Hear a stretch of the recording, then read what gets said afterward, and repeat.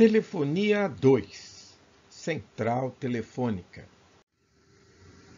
Bem, nós vamos considerar agora da seguinte forma. Vamos a alguns fatos que são a realidade, não só daquela época, mas as condições que nós temos.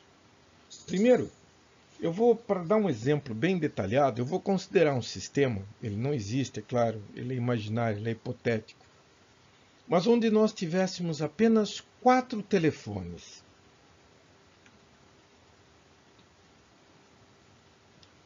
Aqui estão eles. Se eu precisasse, ou se eu pudesse conectar eles para que eles pudessem manter uma conversação, levando-se em conta ainda que é necessária a presença de um par de fios para que eu conecte 2 telefones, nós chegamos na seguinte realidade.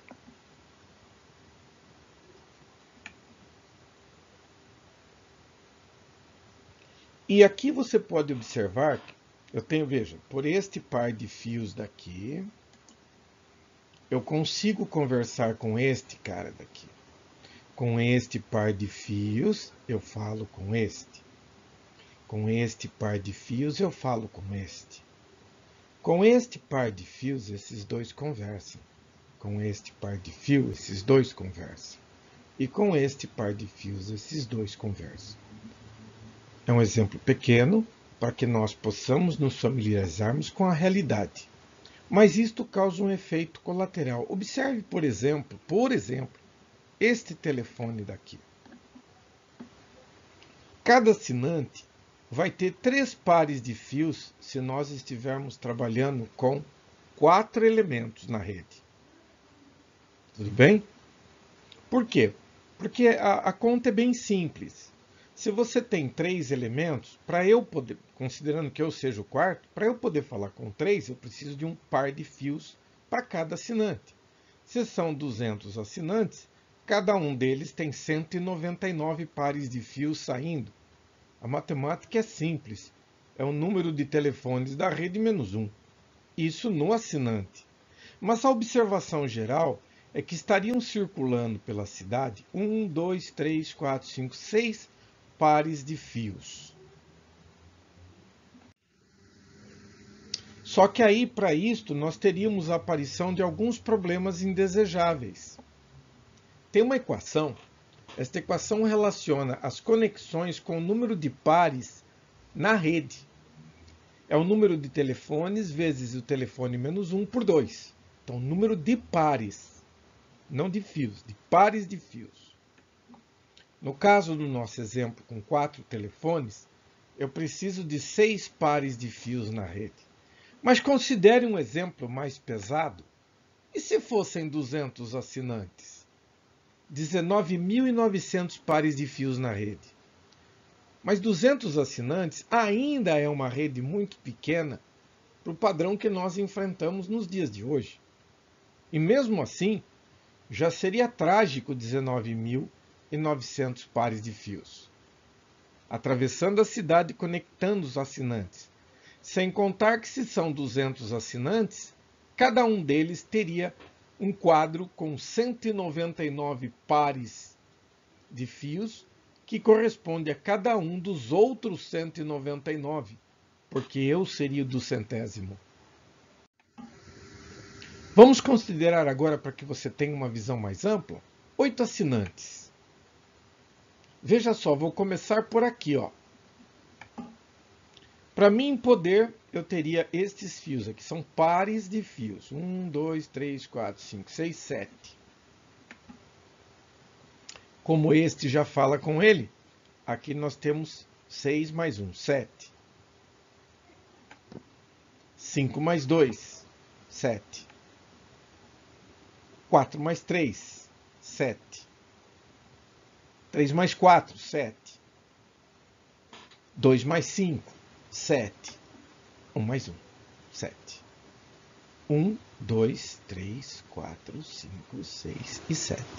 Este assinante tem 7 conexões, este também, este também, este também. Esta é a realidade das comutações. Isso trouxe como consequência algumas condições. Por exemplo, a primeira delas, não dá para fazer desse jeito. É impossível. Primeiro, porque cada assinante teria que ter uma ponta do par de fios de cada um dos outros assinantes. Isso não dá. Com isso, a quantidade de fios envolvida entre as conexões se tornou alguma coisa muito grande. Foram construídos espaços enormes para a passagem de cabos de conexão e fiação, mesmo com a tecnologia já ajustada. Centrais enormes com corredores profundos cheios de placas e cabos de conexão e quadros de distribuição. Assim eram as centrais telefônicas, com prédios imensos, com capacidade para poder abrigar todas as conexões demandadas por conta de cabos e mais placas de conexão, comutação, e a mais importante, né, a tarifação. Tem que ser contabilizado, senão tudo isso seria inviável. Alguém paga por isso. Nós, os usuários. As centrais propõem uma melhoria na qualidade, pelo menos no que diz respeito ao assinante. Agora, cada assinante só tem um par de fios que vai até a central. A central comuta ele com o destinatário. A ideia não tem problema. É claro que ele resolve o problema da comunicação de um com vários outros assinantes. Cada um só tem um par. Pelo menos nesse aspecto as coisas melhoraram.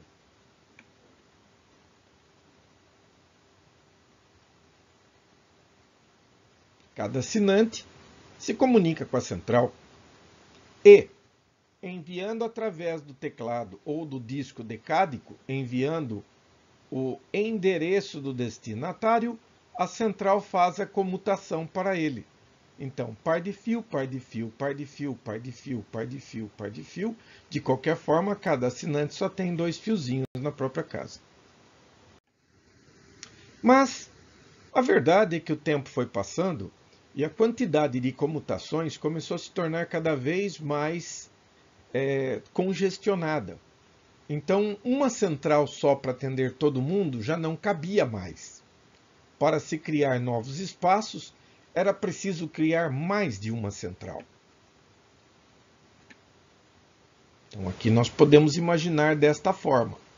Nós temos uma central, depois nós temos outra central. Agora, vem cá. Os que estiverem na central número 2, provavelmente vão querer chamar alguém que está na central 1, e, obviamente, nem sempre uma fica ao lado da outra. Então, é preciso conectar as duas centrais. Mas note, esta conexão geralmente é um cabo de múltiplos pares, e nos tempos atuais ela se tornou fibra ótica. Então, o problema deixou de ser este, mas esta era uma solução. Então, se eu quero chamar esse assinante, eu aviso a minha central, ela verifica que não é nenhum dos assinantes locais e faz a conexão para a central desejada. No entanto, talvez eu não chamo de empecilho porque, sabe, eu não gostaria que todo mundo encarasse o problema com a telefonista como se fosse ela o meu problema. Não é isto. Nos primórdios, eu não tinha como conectar as pessoas. Não tem jeito. Mesmo com a central, porque a central chegou antes das comutações automáticas.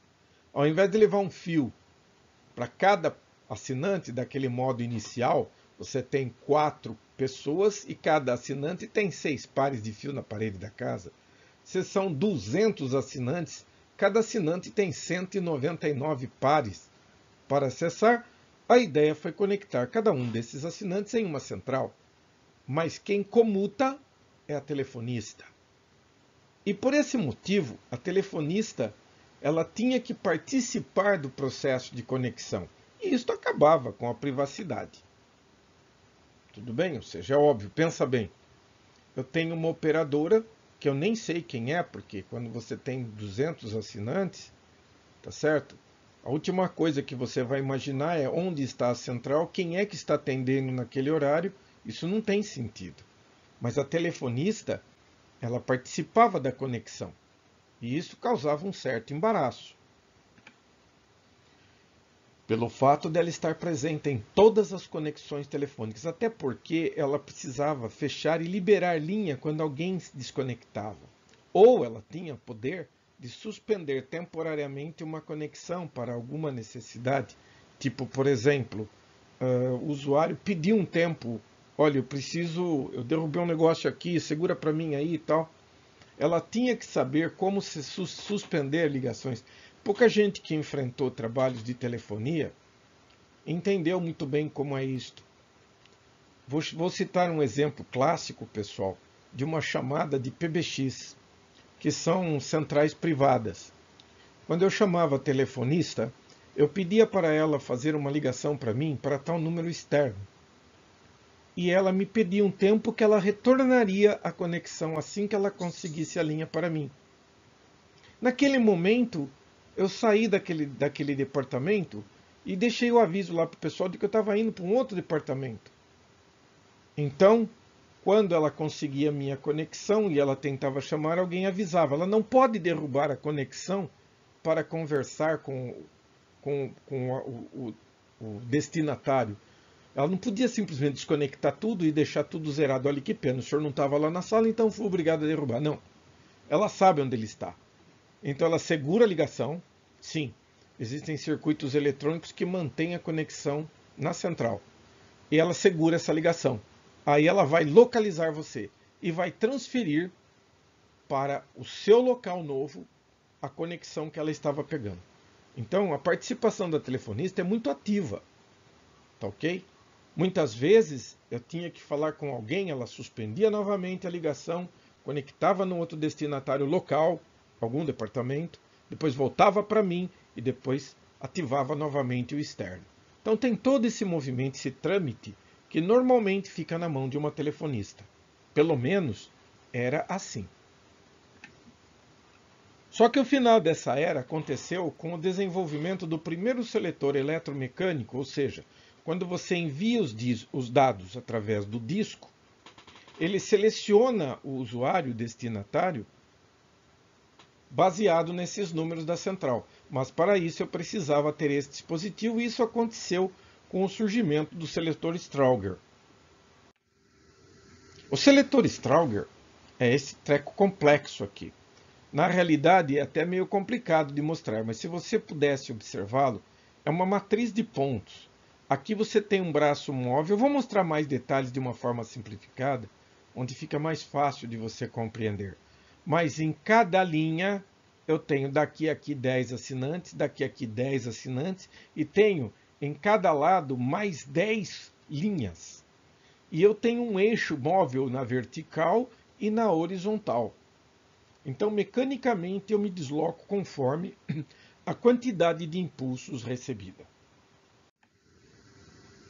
O Strauger, basicamente, é isso que eu vou mostrar aqui para vocês. Veja que interessante. Aqui não consta, olha, 1, 2, 3 até o 0. Mas fora, aqui, ó, ele tem uma posição chamada de repouso. Quando ele termina uma conexão, ele sempre volta para aquela posição de repouso. Quando os impulsos decádicos começam a chegar, quando o primeiro dígito chega aqui, ele se move N passos em direção ao destinatário. Até mostrei errado. Na verdade, o repouso é do lado de cá, do lado do dígito mais baixo. Então, a posição de repouso é aqui. Aí tem, no caso aqui, por exemplo, estou chamando 6. Então, o que ele faz? 1, 2, 3, 4, 5, 6. 6 impulsos avançam ele mecanicamente até este contato. E aqui tem um contato elétrico que faz contato com o eixo móvel e esse sinal eu repasso. Eu faço uma conexão através deste.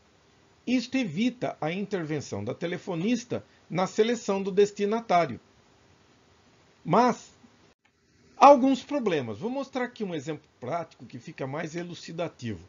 Vou fazer uma conexão com o telefone número 7854, que é este de cá. Então, quando você puxa o fone do gancho, ele te dá um seletor. Você é este número, olha.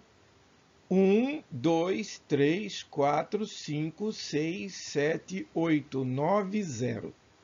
Então, quando você tirou o fone do gancho, ele te deu este seletor. Quando você digitou o primeiro número, que é o número 7, ele se deslocou 1, 2, 3, 4, 5, 6, 7 deste seletor. Depois disto, eu digitei o segundo número, que é o 8. O 8 passou por aqui e pegou o caminho de cá. 1, 2, 3, 4, 5, 6, 7 e 8. Estou conectado até aqui. O último número que eu mando é o 5.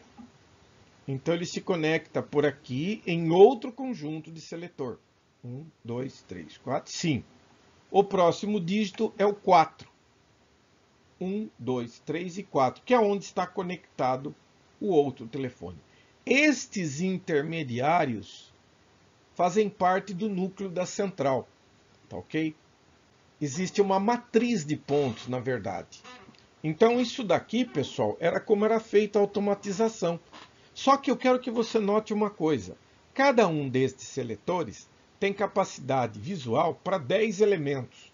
Enquanto os dois estiverem conversando, 10, 20, 30, 40, 50.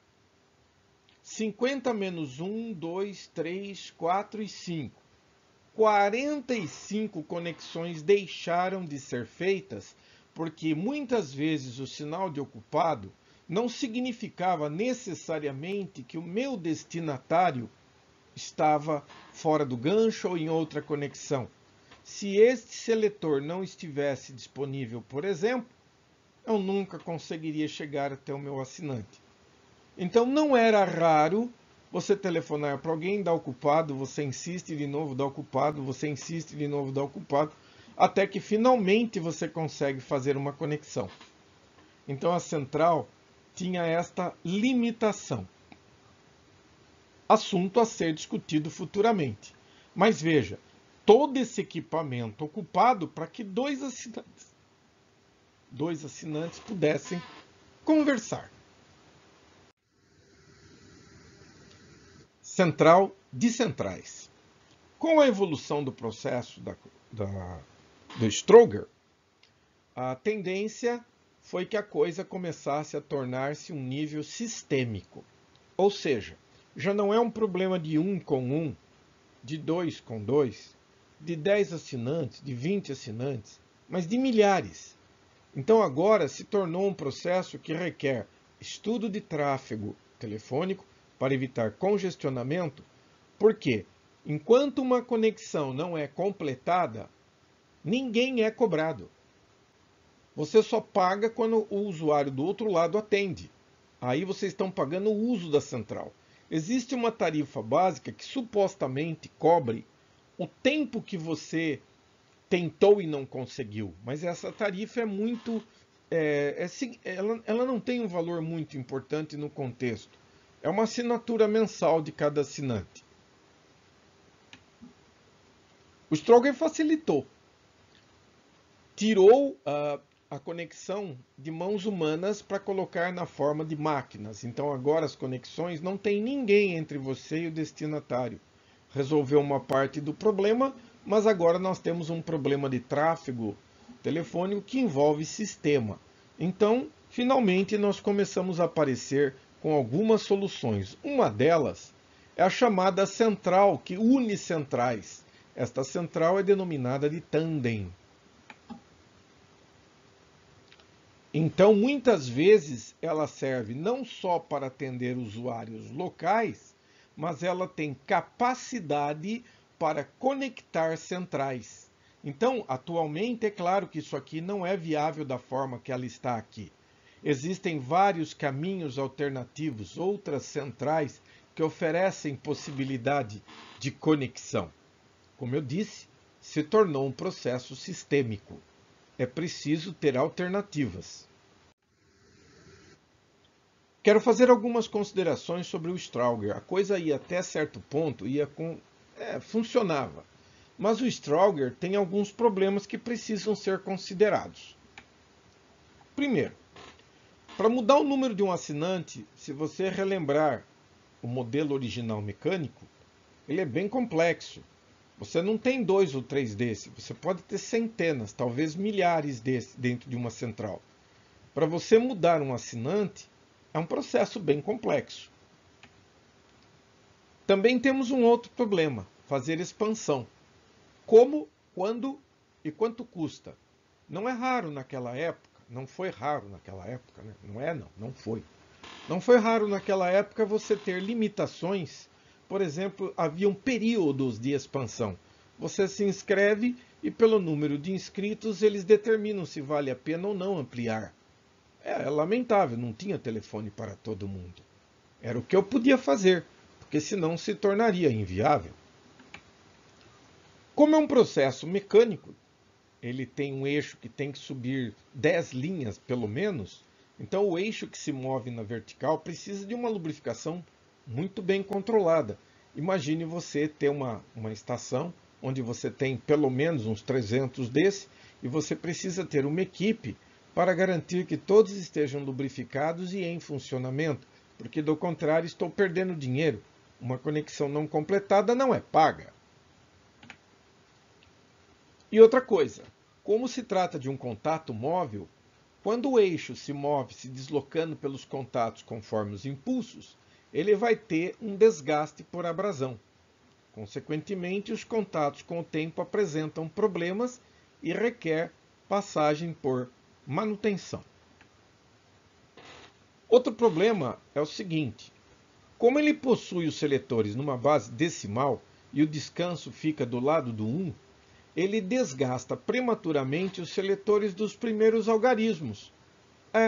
Porque para mim ir até o 7 eu passei pelo 1, pelo 2, pelo 3 até o 7.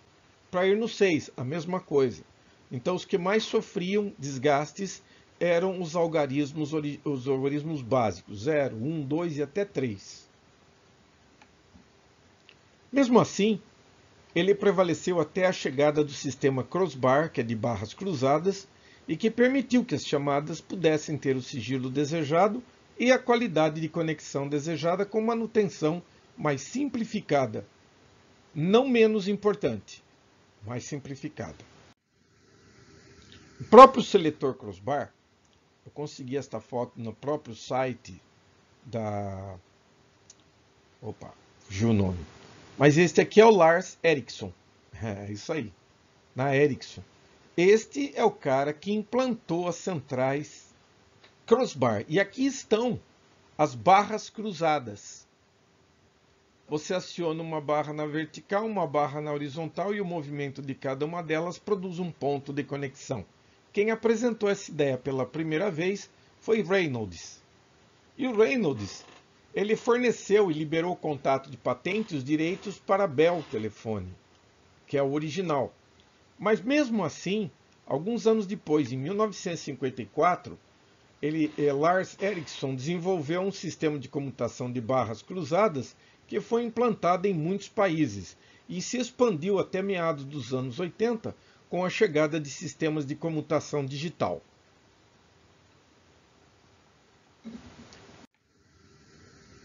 Estas são algumas das referências onde eu fui procurar informações.